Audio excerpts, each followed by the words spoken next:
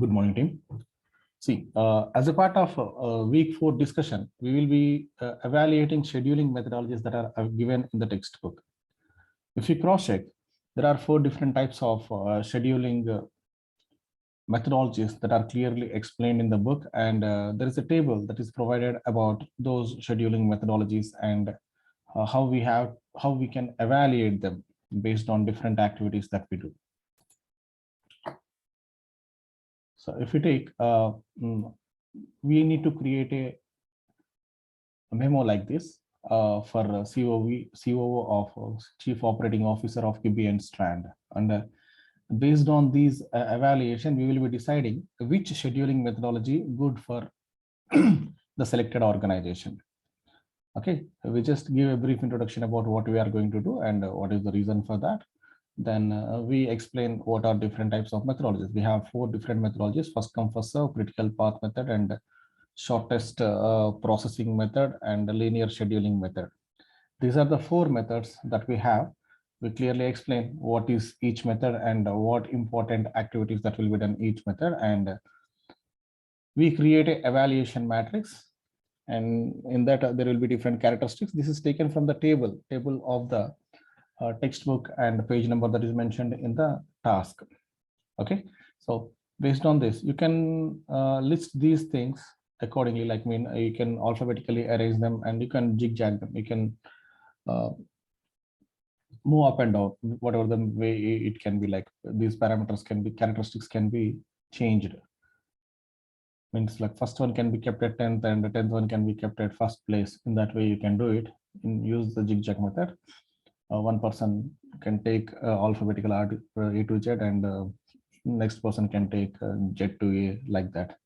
Okay, so to show some changes in the characteristics table, then we randomly give values to this one. The person who worked on this document, that person gave randomly these values, and based on the activities, mostly like we select SPM method only, shortest process method.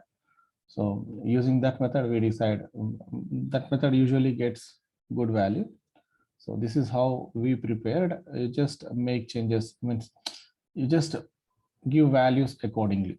All right, need not to give the same values. You can give your own values. So ultimately, the table should get good value, means highest value for SPM method, and we select SPM as the best method that we choose. Okay, so because the work is time bounded, right?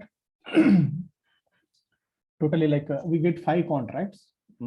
Each contract will be a time bounded contract, maybe 5 weeks, 6 weeks, 10 weeks. In that way, we will be having time boundedness in that whatever the work, whatever the project that got very less time, that project should be immediately initiated, and the project that got larger value, that will have enough time to fix. So what we do, we can have some time, we can take some time to finish it. So whatever the works that got less number of days to finish, that will be initiated immediately. Once the shortest time having activity is finished, then we start with the value, like projects that got enough time to complete. So that is one important technique that we use while creating a Gantt chart.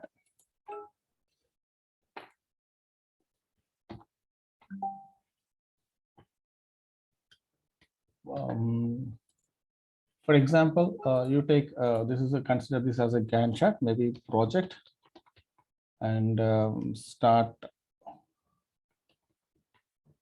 and okay, and maybe in Gantt chart usually we'll be having duration. Say for example, project 1, contract A. Contract A is for 3 weeks. If it is for 3 weeks, contract A is for 3 weeks. Maybe contract B is for 5 weeks. Contract C is for 12 weeks, maybe. Contract D is for 7 weeks. Contract E is for 2 weeks. So if this is the case, what we do, we arrange them.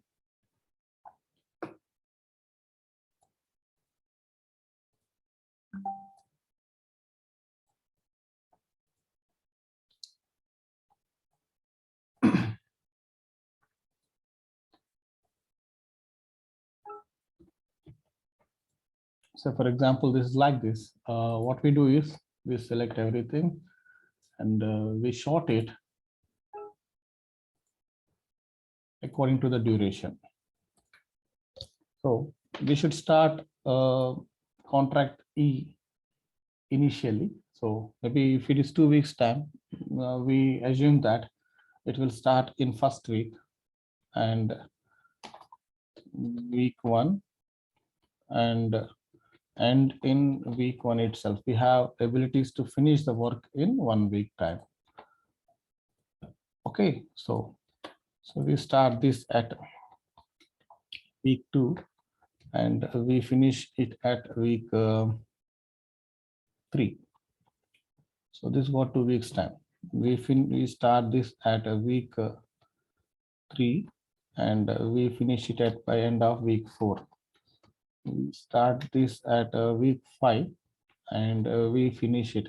It's like we got 7 weeks time. When we actually took the project here, we got time till 5 weeks to finish the project. So after finishing these 2 contracts, we just took off this contract to be in the week 3 and we finished it by week 4. It means that we are 1 week ahead of work. So before the scheduled time, like 1 week before the scheduled time we are.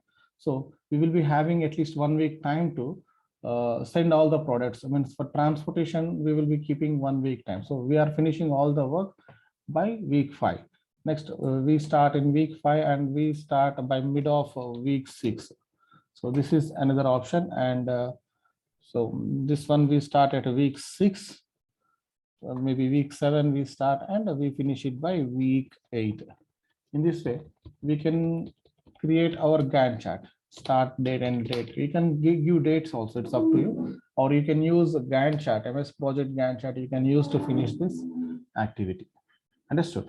So this is how we schedule. And another week, 1 more week is for transportation. So for transportation, we will be having a week ahead. So here we transportation.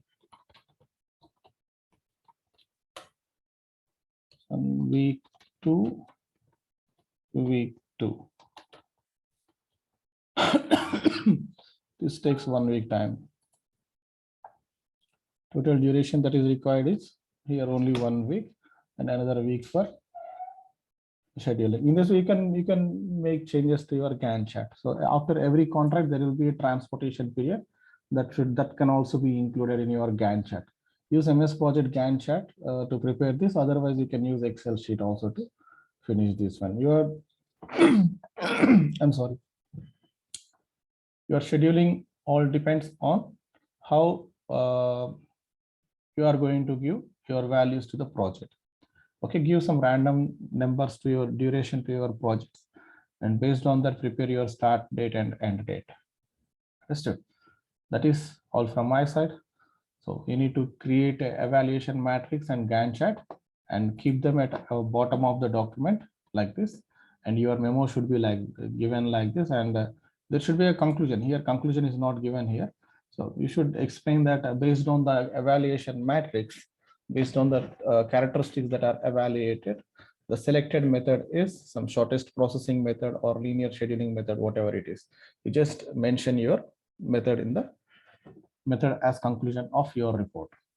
All right, that is all about the task.